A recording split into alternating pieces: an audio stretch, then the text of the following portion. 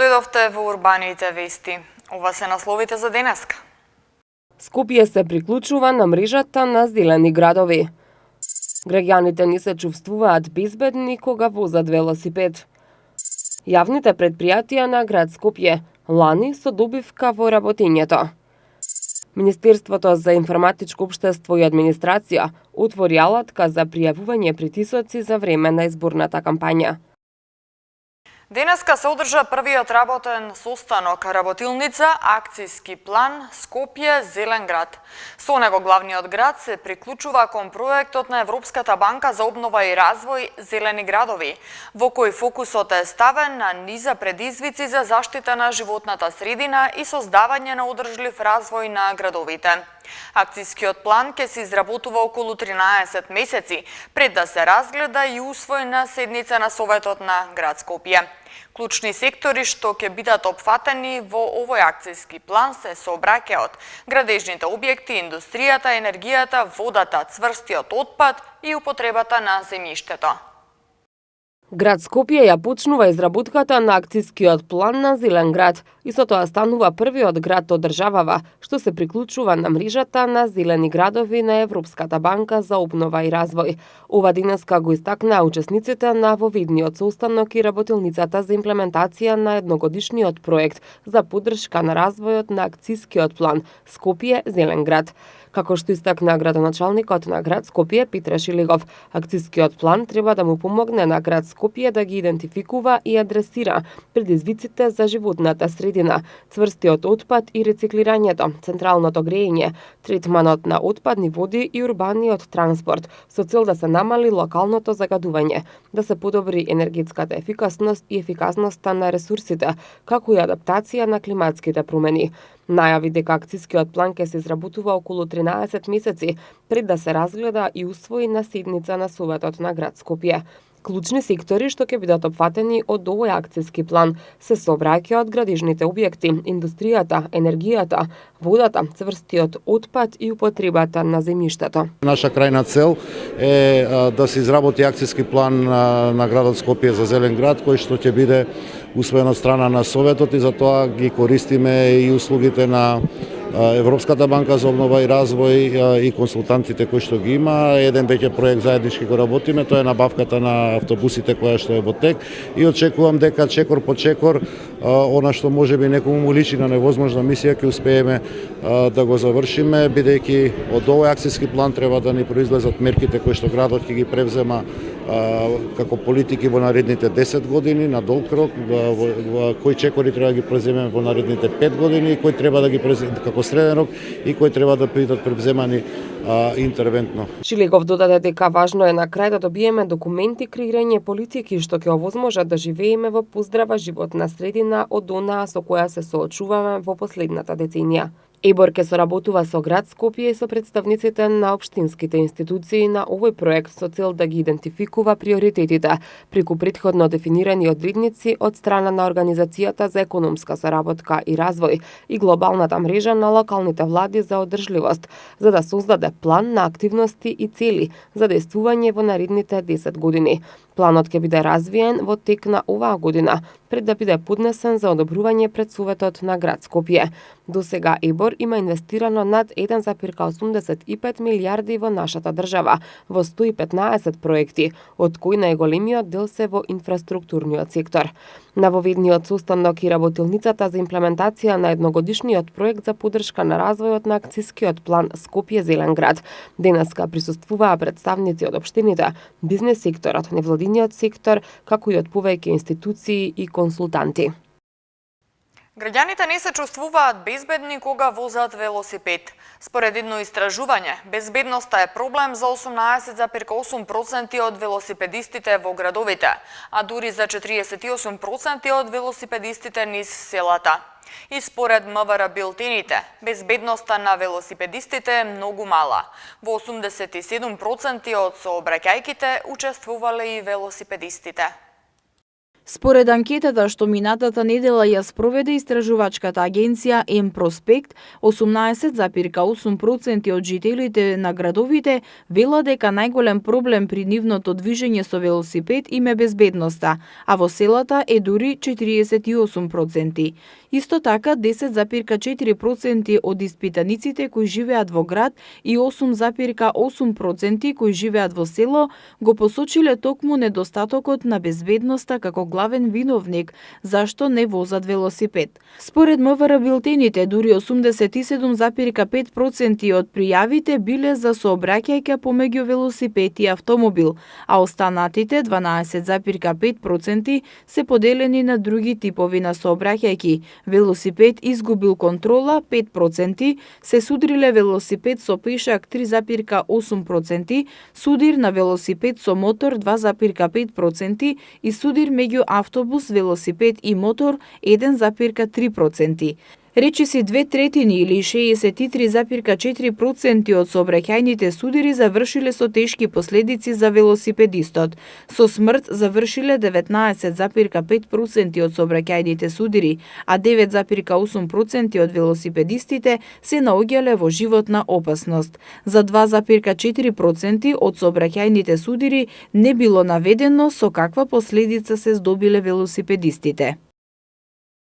Јавните предпријатија бележат позитивни резултати во управувањето со финансиските средства, соопшти град Скопје. Неголеми добивки оствариле јавното предпријатие Градски паркинг заедно со ПАЈАК службата, водовод и канализација, како и ЈСП Скопје. Додека мала загуба во работењето пријавило јавното предпријатие Паркови и зеленило. Јавните предпријатија бележат позитивни резултати во управувањето со финансиските средства, беше истакнато на денешната седница на Советот на град Скопје. Јавното предпријатие Градски паркинг во 2018 година по основ на приходи од јавни паркиралишта заработило 147.115.268 денари, што е за 11.686.703 денари повеќе во однос на 2017 година. Најголем пораст во овие приходи предпријатието имало во делот на зонското паркирање, додека приходите од затворени паркиралишта и катни гаражи останале речиси непроменети во споредба со претходната година.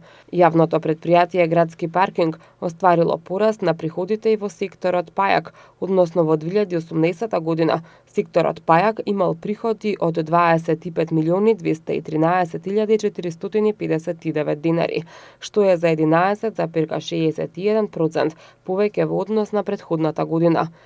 Јавното предпријатие Водовод и канализација со вкупни приходи од 1.61.911.073 денари бележи незначителен пад од 1,04% во однос на минатата 2017 година. ЈСП Скопје бележи пораст во вкупните оперативни приходи, кои на крајот на 2018 година биле за 10,42% во однос на 2017 година и изнесувале 1.688.687.165 денари. Како што велат оттаму, постои незначителен пад на приходите од продажбата на услуги и од донации и субвенции, но затоа приближно 6 пати се зголемени преостанатите приходи. Јавното предпријатие Паркови и зеленило на крајот на 2018 година остварило вкупно приходи во работењето во износ од 455.650.916 денари, што е за 9,08% повеќе во однос на минатата 2017 година. Согласно со годишната пресметка за 2018 година, јавното предпријатие Комунална хигиена има остварено вкупни приходи во износ од 1.196.348.618 денари, што е за 0,85% помалку во однос на минатата година. Јавното предпријатие Улици и патишта во 2018 година бележи вкупни приходи од 306.228.144 денари, што е за 75.226.747 денари, помалку во однос на 2017 година. Министерството за информатичко општество и администрација на својата веб страна отвори алатка за пријавување притисоци на работно место за време на изборната кампања за претседателските избори. Алатката има за цел да ги заштити вработените во случај на притисоци. Вработените во јавната администрација од денеска ќе можат да пријават евентуален притисок на работното место за време на предстојната кампања за претседателските избори на алатката што ја објави Министерството за информатичко општество и администрација. Пријавувањето ќе биде анонимно, но доколку некој сака може да ги остави личните податоци кои ќе бидат заштитени согласно Законот за заштита на лични податоци. Ова денеска го најави министерот за информатичко општество и администрација Дамјан Манчевски, кој порача дека нема да има притисоци, уцени и злоупотреби на вработените во јавната администрација. Алатката има за цел да послужи како заштита на вработените во јавната администрација во случај на притисоци. Тие ќе можат на едно место да пријават злоупотреби и притисоци. Сите пристигнати пријави ќе бидат проследени до надлежните органи за натамошно постапување. Светски ден на театарот. Вреди ли да си културен работник? Од 250 до 700 денари се продаваат маските за 1 април. Предстојниот викенд започнува летното сметање на времето. Мегаши го промовираше прирачникот позитивно родителство.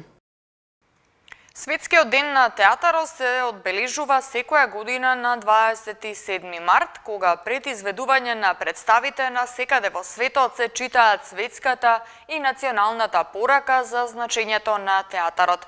Авторот на македонската порака, драмскиот автор Југослав Петровски, оценува дека театарот се уште не е мртов, но од ден на ден полека умира. Со читање на националните и светската порака за театарската уметност, денеска во театрите низ светот се одбележува Светскиот ден на театарот 27 март.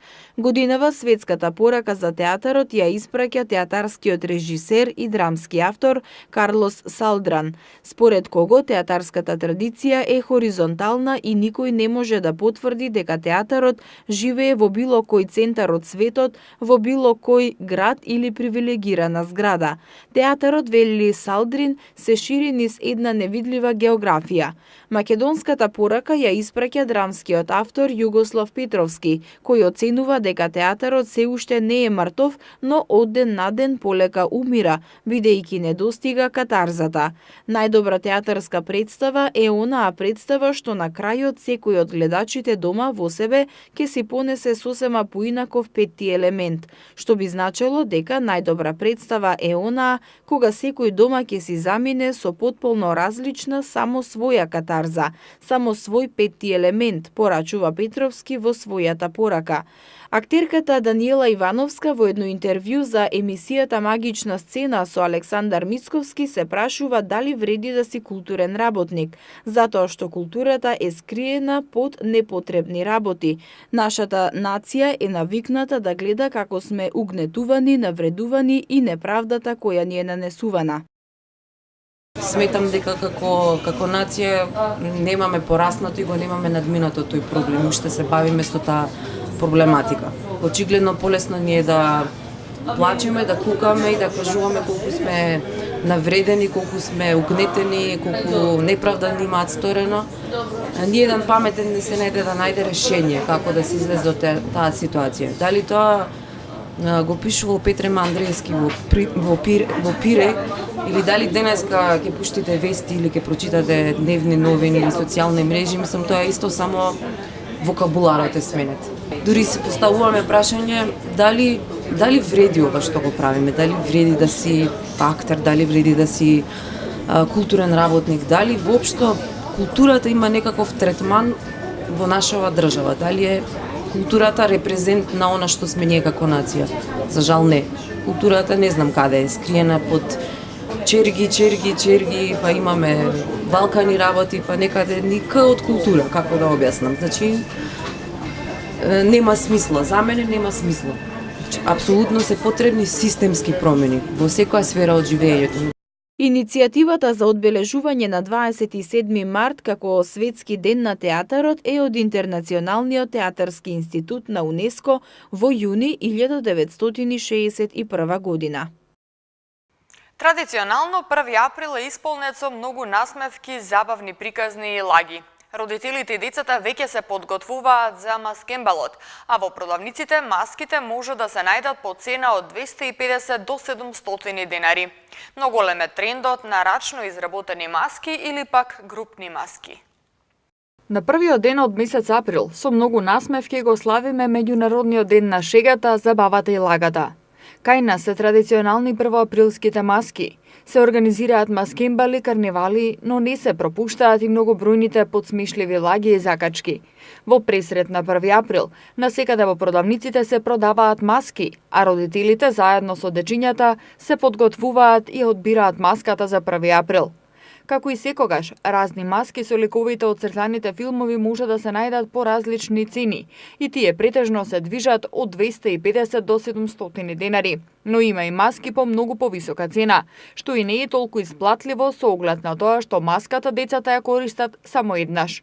Но голем е процентот и на рачно изработени маски кои децата заедно со родителите сами ги прават или пак се организираат во групни маски. Може ли ни кажете во пресрет на првоаприлскиот маскембал каков е интересот на граѓаните, односно на децата, дали веќе започнаа со подготовка на маските? А започнати се веќе неколку дена, мислам околу 10 дена некаде се вижам, па не е некој голем интерес, не знам што е уште, дали од школиве оваа година имат нешто, пример, ова оделение да биде со зајче, ова оделение да биде почна и дома да си спремат самите маски.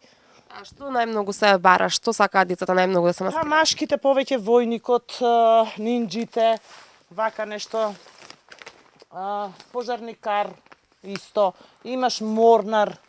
Машките повеќе се околу нинџите, околу војниците, таквите полицајците, значи во таков филм се влезен. А девојчињата? Принцези. Кои се уште принцези, значи од секогаш било принцези, се уште е принцези. Што се однесува до цените од колку до колку се движат? Па од 300 денари, од 250, 300 зависи, па до кај 600 денари 700. Игра ли улога цената во изборот на маска? Па и игра, искрено игра, мислам дека. Се подготвуваме со цело оделение, ќе правиме групна маска, но тоа ќе остане тајна меѓу нас. А потоа со маската ќе продефилирате некаде? Па ќе се шетаме низ насело. Да, групна маска од нашето оделение. Сами ја подготвувате маската? Да. Дали ви помага никој, наставничките или родителите? Учката нашата класна. Ја ќе се маскирам у клоун. Дали сами ја подготвуваш маската? Да. Многу време ти одзема? Па пола сат. Сега се подготвуваш за маскембалот за 1 април? Да. Што ќе бидеш маскирана? Вештарка. Си одбра маска? Да.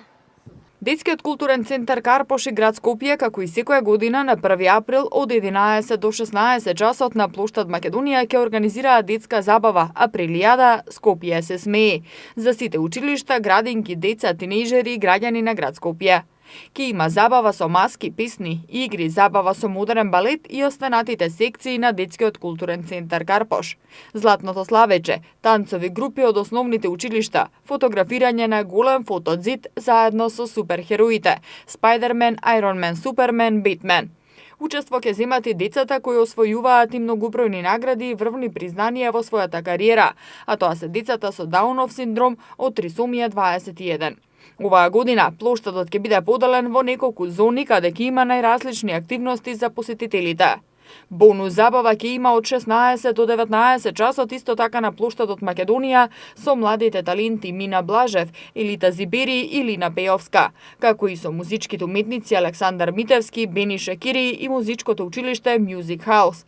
Забавата продолжува со DJ Ампов од 17 часот на плоштад Македонија. Ноќта меѓу 30 и 31 март стрелките на часовникот ќе треба да се поместат за 1 час нанапред. Односно времето во 2 часот ќе се смета за 3 часот.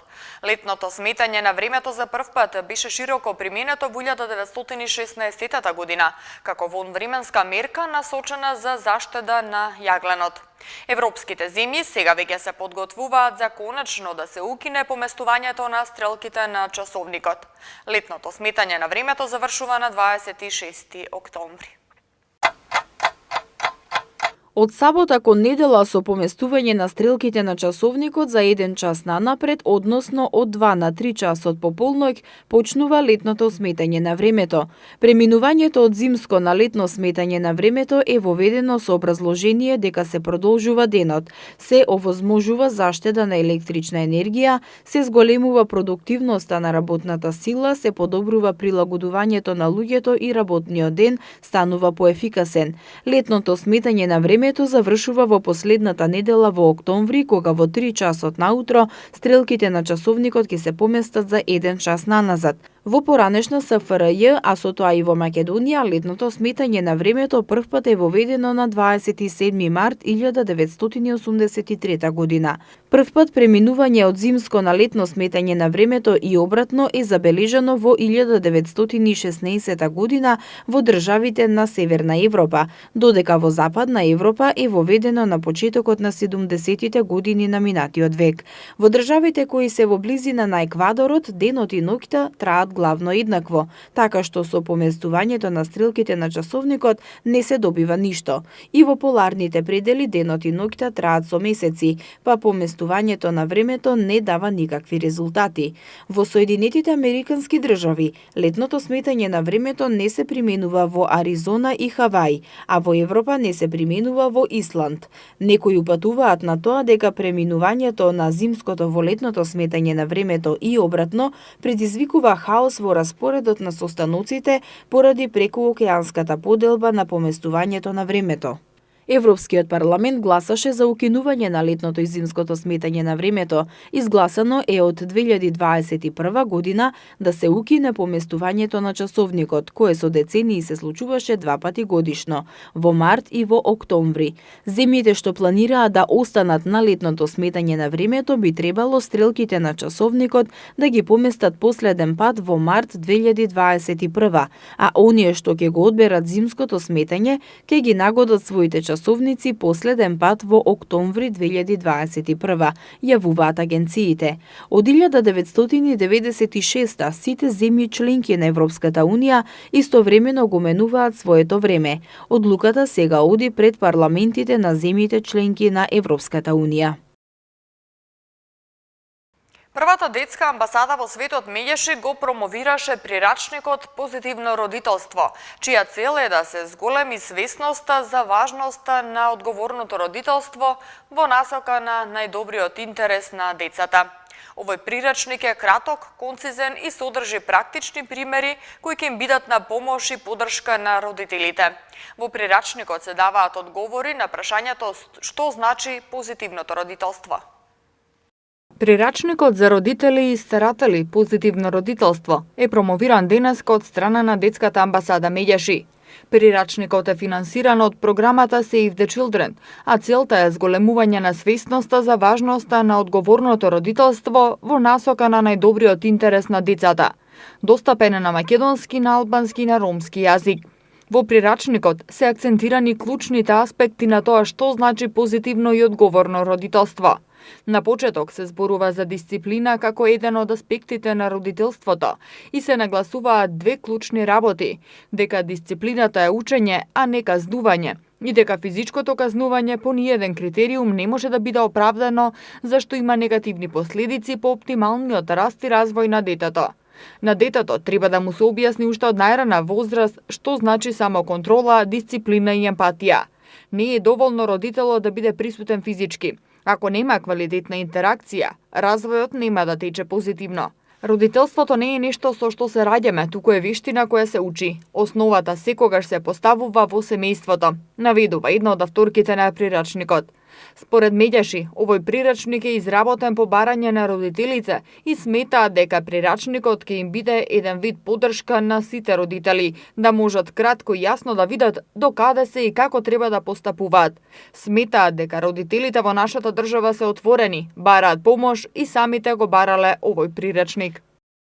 И утре ќе се задржи променливо облачно време со услови за слаб локален дожд. Ќе дува умерен до засилен северен ветер. Од петок утринските температури на места ќе се спуштаат и под нулата, а дневните ќе бидат во пораст. Во Скопје утре температурата ќе достигне 14 степени. В Петок ќе се движи од 0 до 15, сабота од 0 до 16 и недела од 2 до 19 степени. Тука го завршуваме ова издание на Урбаните вести. Повеќе информации може да најдете на нашата веб страна mtm.mk и следете на социјалните мрежи Facebook, Twitter и на YouTube. Пријатно!